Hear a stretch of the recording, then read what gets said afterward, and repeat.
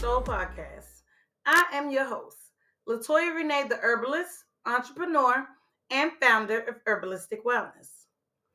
I am so excited to have you join me today for an eye-opening episode.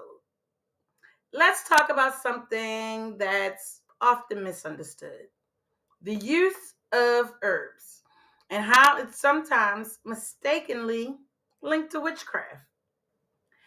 As herbal enthusiasts and herbalists, many of us have faced the stigma of working with herbs when all we're doing is honoring nature's gifts.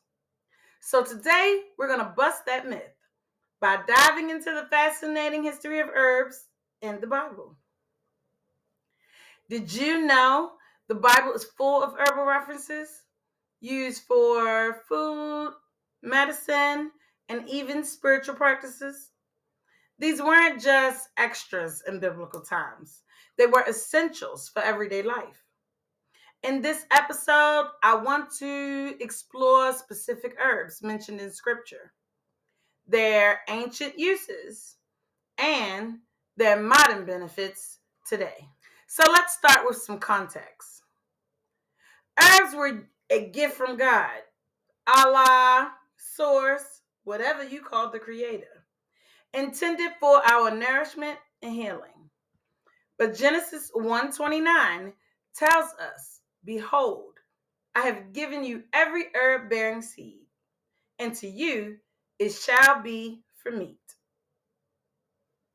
In Ezekiel 17:12, we hear of trees whose leaves shall not fade, and the leaf thereof be used for medicine. You see, it's incredible to see how these teachings are even relevant today. But let's dive into some specific herbs and their uses. Aloe in biblical times was used for embalming and skincare. Today, still a go-to for skincare. It's also a go-to for treating burns, hydrating the skin, and even maintaining and managing your blood sugar levels. Anise, known for its cooling properties back then, now supports digestion and even can help with respiratory issues like bronchitis. Frankincense and myrrh, famous for its role in the Christmas story. This resin was used in rituals and in healing. Today, we use it for its anti-inflammatory and antibacterial properties. Now, we all know garlic, a staple food and medicine in biblical days. But garlic remains a powerful tool for boosting immunity and your heart health. Hyssop, mentioned for purification in the Bible, is still praised today for its respiratory benefits. And you see, each of these herbs, like many others, like cinnamon, cumin, mint, had practical medicinal uses, proving they were anything but mystical practices. They were actually rooted in wisdom and passed down throughout the ages. Here's a personal story to help tie it all together. See, one of my initial interests in herbal healing was sparked many, many years ago.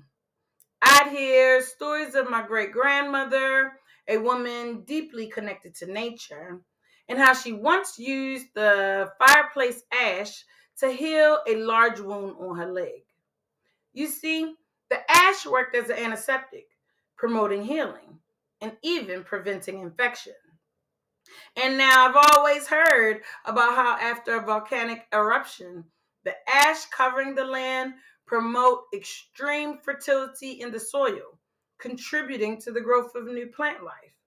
But I was equally amazed of how a wound of that magnitude could also be healed using nothing but ash from a fireplace. I find it to be a beautiful reminder that natural remedies, when used with ancient wisdom, can be profoundly effective. These practices are not about magic, but about connecting and understanding the gifts that the earth provides us. Herbs are the source of creation's way of supporting us physically, emotionally, and spiritually. So, next time someone's talking about herbs, think about the power of these plants. They're the foundation of modern medicine, literally. When we use herbs, we're not practicing witchcraft, we're practicing wisdom. And that's the tea. Thank you for tuning in to this episode of Herb and Soul. If you enjoyed today's dive into biblical herbs, I'd love for you to subscribe, leave a comment, and share this podcast with your friends. You can also visit me at herbalisticwellness.com for more herbal knowledge and natural wellness tips. So until next time, Herbies, stay rooted, stay balanced, and stay well. Don't forget to subscribe to receive your notification on our next episode, including the history of herbal medicine. And if you have any questions or concerns, feel free to reach out to me in the Contact Us section of my official website at herbalisticwellness.com. You can also subscribe on our main page to stay in the loop and become an official herbie. See you next time.